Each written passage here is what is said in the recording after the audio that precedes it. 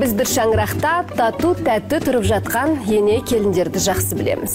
Ене келінге өз тәжірибесін үйретіп жүреді. Келін сәйкесінше үнемі енесінің көңілінен шығамын деп тырысып бағады. Алайда біздің студияда емес.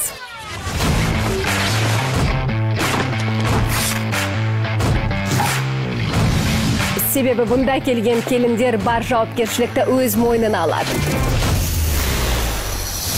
Бұл жерде сіздерге үйдегідей сүйікті енелеріңіз көмектесе алмайды. Дайынсыздар ма? Дайынбыз! Онда бастайық. 13 мамырдан бастап Қазақстан ұлттық арнасында. Әулеттің ғана емес, бүкіл елдің алдында абыройым артсын десеңіз, бар өнерді ортаға салуға кеңес берем. Еліміздегі ең тартысты реалити шоу «Тату тәтті».